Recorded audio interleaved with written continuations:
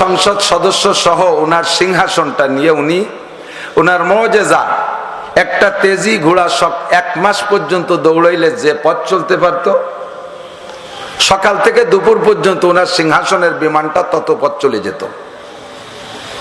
আবার সেখানে অফিসিয়াল জরুরত সেরে বিকেলে ওইটুক ফিরে আসতেন।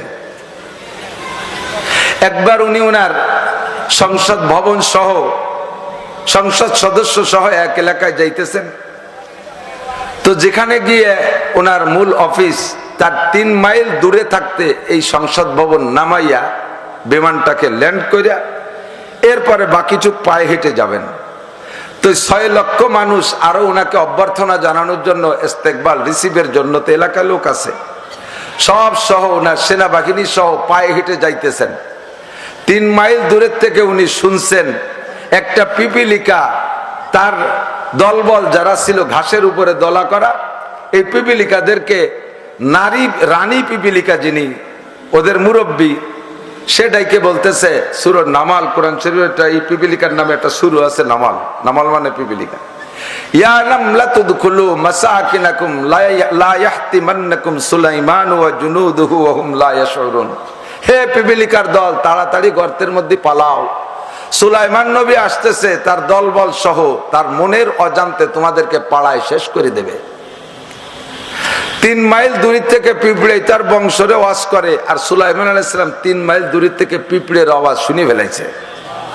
পিঁপড়ে মাই কি কইছে না, পিঁপড়ের কাছে মোবাইল আছে।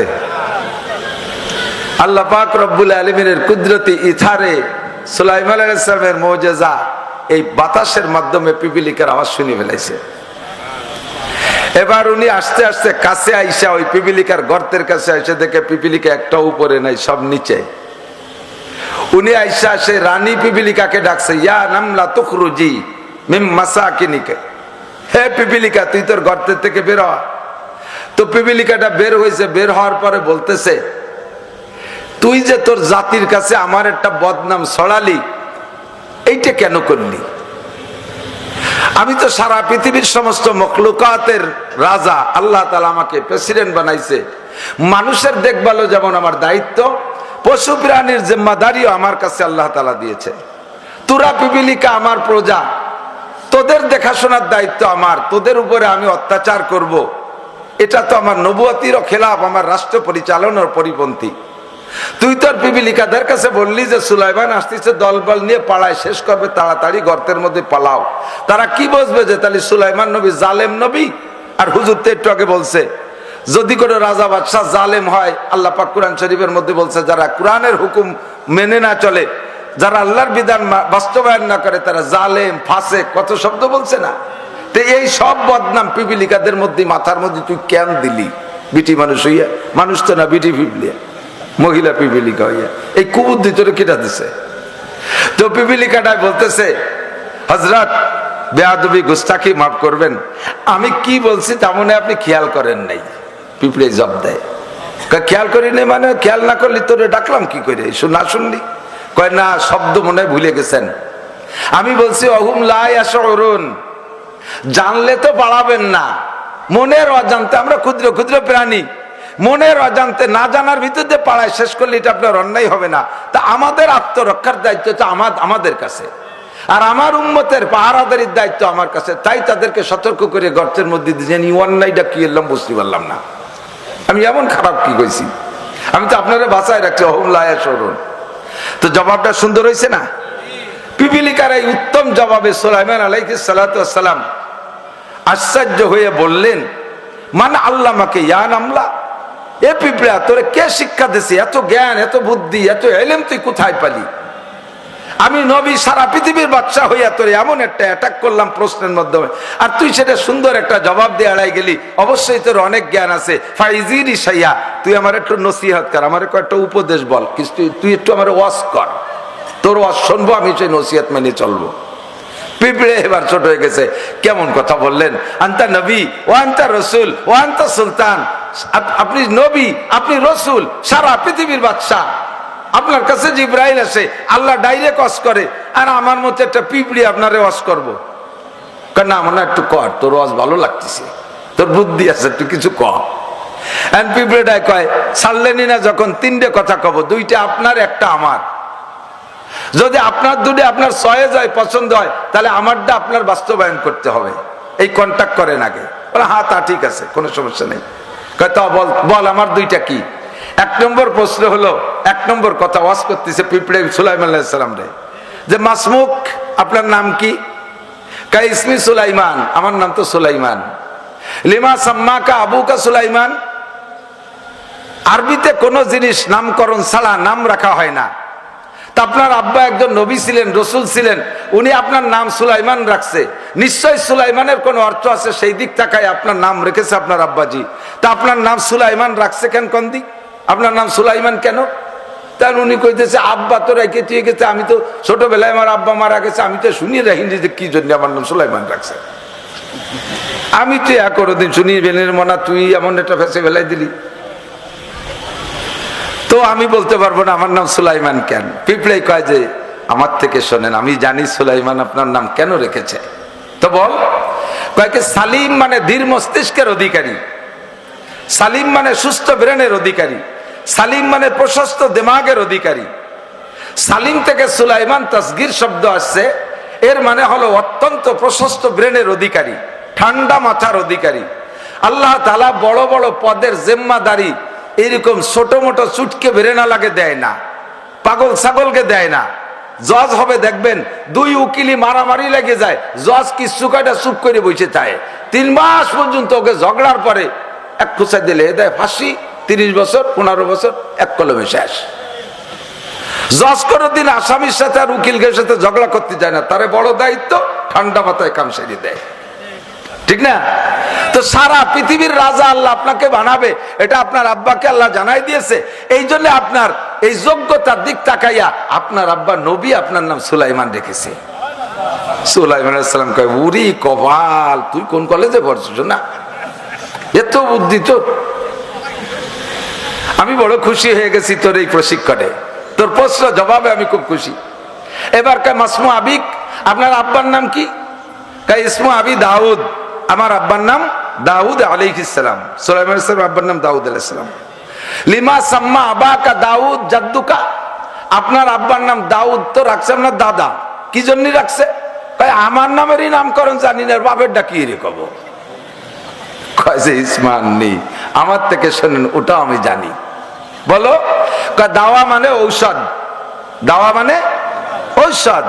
আপনার আব্বাকে আল্লাহ তাআলা মুজিজা দিয়েছিলেন, যে কোনো রোগীর গায়ে হাত মালিশ করলে ঔষধের কাজ করতে উনি সুস্থ হয়ে যেতেন, সেখান থেকে ওনার নাম রাখা হয়েছে দাউদ। এবার দাউদ সুলাইমান আলাইহিস সালাম মহা খুশি, এমন দুটি অজানা জিনিসটি আমার জানাই দিলি তো আমি খুশি হয়ে গেছি, এবার তোরটা তুই কর।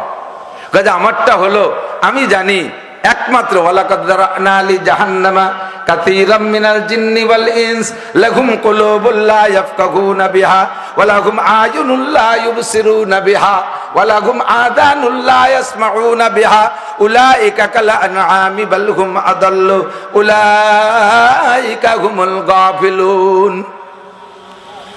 এই আয়াত অন্যান্য বিভিন্ন আয়াতের মাধ্যমে আমি জানি জান্নাত আর জাহান্নাম একমাত্র জিন আর ইনসানের জন্য আল্লাহ পাক সৃষ্টি করেছেন। বড় হাতি যত বড় হোক, মালিকের যত আনুগত্য হোক, একটা হাতিকেও জান্নাতে দেওয়া হবে না। বাঘ যত শক্তিশালী হোক, শক্তির বলে জান্নাতে যেতে পারবে না। বাঘ যত নির্যাতক হোক, যত জালেম হোক, অত্যাচারী হোক, বাঘ তার অন্যায়ের কারণে 1 সেকেন্ডও জাহান্নামে যাবে না। কুকুরটা যত বড় চরিত্রহীন হোক না কেন, তার চরিত্রহীনতার কারণে বিচারে 1 সেকেন্ডও জাহান্নামে যাবে না। জান্নাতে গেলেও মানব জাতি যাবে, জাহান্নামে গেলেও মানব জাতি যাবে। ও আল্লাহর নবী সুলাইমান আর আমার শতভাগ বিশ্বাস, একজন নবী রাসূলও জাহান্নামে যাবে না, সব নবী রাসূল জান্নাতি। ফাআনতা জান্নাতি, কাজেই আপনিও জান্নাতি, এর মধ্যে সন্দেহ নাই। আমার এখানেই দাবি, যদি আপনি আমার 2টা কথায় রাজি সন্তুষ্ট হয়ে থাকেন, আমার দাবিটা হলো যেদিন আপনি জান্নাতে যাবেন রব্বুল আলামিনের কাছে আজকেই কন্টাক্ট করে নেন, সেদিন জান্নাতে যাওয়ার সময় আমি পিপিলিকাটাকে জান্নাতে নিয়ে যাবেন। আমাদের জন্য জান্নাত না জাহান্নাম না, এটা আমরা জানি, আমাদের দুনিয়ার হায়াতি শেষ। আখিরাতে যেদিন জান্নাতে যাবেন একটু বলেন, আল্লাহর কাছে দোয়া করেন, আপনি আমার কাছে ওয়াদা করেন সেই দিন আপনি আমাকে জান্নাতে নিয়ে যাবেন। সুলাইমান আলাইহিস সালাম বললেন, দেখি বলে দেখি আল্লাহর কাছে আল্লাহ কি কয়। জান্নাতের মালিক তো আমি সুলাইমান না, আমি সুপারিশের অধিকারী। কিয়ামতের ময়দানে 3 শ্রেণীর মানুষ সুপারিশ করার অধিকার রাখবে। কয় শ্রেণী? একটু বলি কয় শ্রেণী? 3 শ্রেণীর মানুষ সুপারিশ করার অধিকার রাখবে। 1 নম্বরে আল আম্বিয়া, সমস্ত নবীরা উম্মতের পক্ষে বা যার সম্পর্কে সুপারিশ করবে সে জান্নাতে যেতে পারবে, নবীদের সুপারিশ আল্লাহ পাক গ্রহণ করবে। সেই হিসেবে সুলাইমান নবীর সুপারিশের অধিকার রাখবেন, ঠিক কি ঠিক না? 2 নম্বরে আল উলামা, 2 নম্বরে আলেম ওলামাদেরকে আল্লাহ পাক সুপারিশের অধিকার দিবেন। এক একজন আলেম হাজার হাজার লক্ষ লক্ষ বেনামাজি বেনামাজি বেআমল, তবে শর্ত হলো ইমানদার হতে হবে। কাফের মুশরিকের জন্য সুপারিশ করে এক নবীও দোয়া কবুল করাইতে পারবে না, সুপারিশে কাম হবে না। মানজাল্লাযী ইয়াশফাউ ইনদাহু ইল্লা বিইذনি, আল্লাহ পাক যাকে সুপারিশের অধিকার দেবে সে করবে, আর সুপারিশ গ্রহণ হবে একমাত্র মুমিনদের শানে। কোন কাফেরের জন্য সুপারিশ করলে কাম হবে না। যার কারণে ইব্রাহিম নবী খলিলুল্লাহ আলাইহিস সালাম তার আব্বা যে আজরের সম্পর্কে সুপারিশ করেও কাজ করতে পারবে না।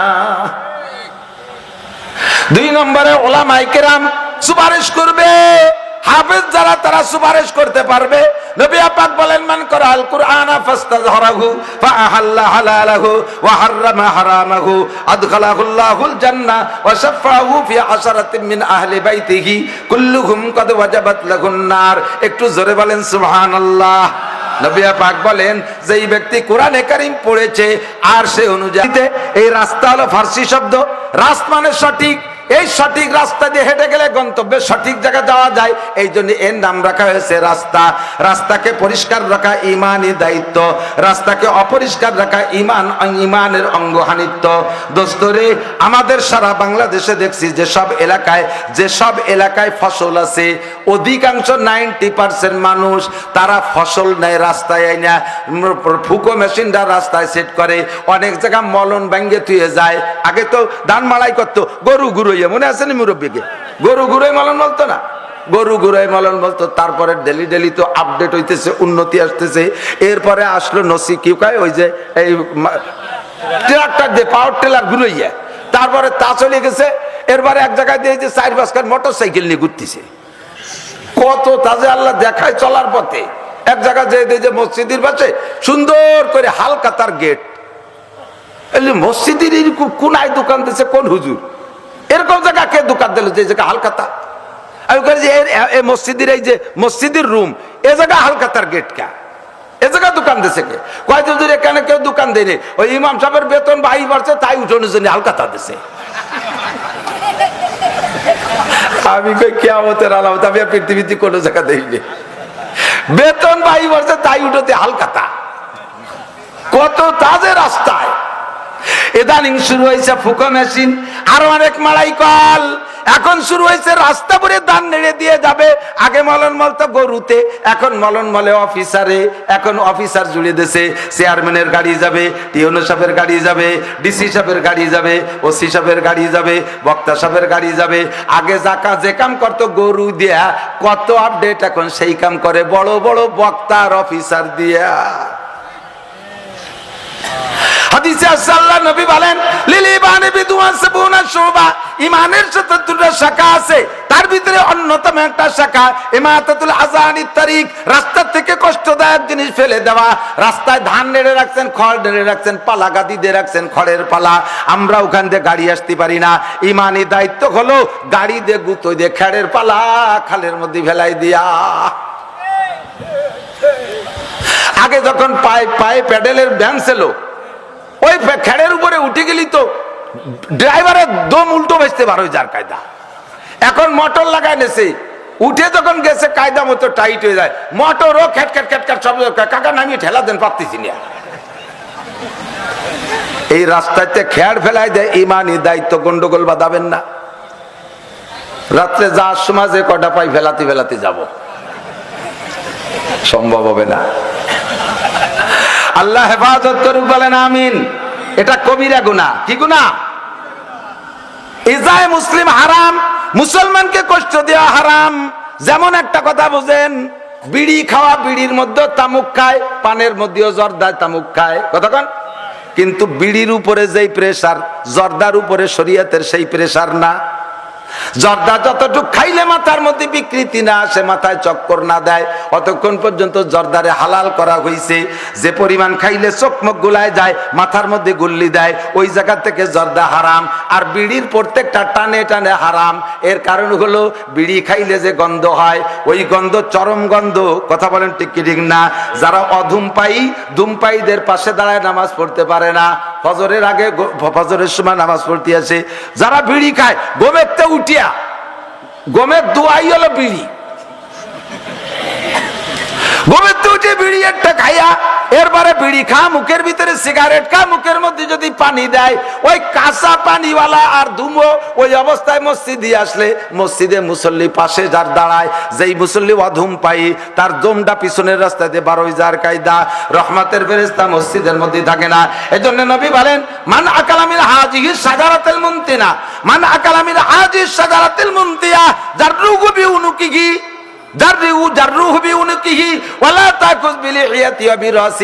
যারা এই দুর্গন্ধযুক্ত গাছের অংশ খাইয়া মসজিদে আসে, ওরে গলা ধাক্কায় গামছা গলায় বাঁধে ছাগলের মতো টেনে বের করে গেল। ও শয়তান মসজিদে থাকলে রহমতের ফেরেশতা মসজিদে থাকে না, মুসল্লিদের কষ্ট হয়। ধুমা হলো আগুন, আর ধুমা জাহান্নামীদের খাদ্য। এই জন্য বিড়ির ধুমার কারণে জাহান্নামীদের খাদ্য হওয়ার কারণে হারাম। 2 নম্বরে ধূমপানের কারণে যে দুর্গন্ধ, এই টাইমটা জর্দা পান দেয়, জর্দা দিয়ে পান খাইলে ওই পরিমাণ দুর্গন্ধ হয় না। এর কারণে ধূমপানের মশলা আর পান খাওয়ার মশলা এক না। কেউ কেউ বিড়ি এত খায়, বিড়ি খাতে খাতে নিজে একটা বিড়ি হয়ে গেছে, ওর এক মাথায় আগুন ধরে, আর এক মাথায় শোষা দিলি নিশা হয়। ও যদি কোনো জায়গায় ভরিয়ে মরে, কুত্তো যদি ওর গাছতে এক কামলা খায়, কুত্তরও মাথায় গুল্লি দিবে, ওর গোস্ত বিড়ি হয়ে গেছে, কথা বলেন। যেই ব্যক্তির মুখের ভিতরে এমন দুর্গন্ধ থাকবে, ধূমপান আর হারাম খাদ্যের কারণে মুখের মধ্যে দুর্গন্ধ, মৃত্যুর সময় তার জান নিতে আসবে আযাবের ফেরেশতা। আর আযাবের ফেরেশতা যার জান নেয়, তার জানটা মুখের দিক দিয়ে নেয় না। আযাবের ফেরেশতা যার জান নেয়, তার জানটা পিছনের রাস্তা দিয়ে, মলদারের মধ্যে দিয়ে হাত ঢুকাইয়া পিছন দিয়ে বের করে নেয়। আর যার জান পিছন দিয়ে বের হয়ে যায়, ওই লোকটার মরণের সময় কলেমা নসিব হয় না। এই জন্য ধূমপায়ীদের মরণের সময় কলেমা নসিব না হওয়ার সম্ভাবনা খুবই বেশি। যদি মরতে চান ইমানের সাথে, নবী পাক বলেন, মান কানা আখিরু কালামিহি লা ইলাহা ইল্লাল্লাহ ফাদাখালাল জান্নাহ। যেই লোকটার জীবনের শেষ কলেমা হবে লা ইলাহা ইল্লাল্লাহ, একটু পড়ে বলেন না, লা ইলাহা ইল্লাল্লাহ মুহাম্মাদুর রাসূলুল্লাহ। এই কথা কলেমা পড়তে পড়তে যার মরণটা হয়ে গেল, নবী পাক বলেন ফাদাখালাল জান্নাহ, সে যেন জান্নাতে চলিয়াই গেল।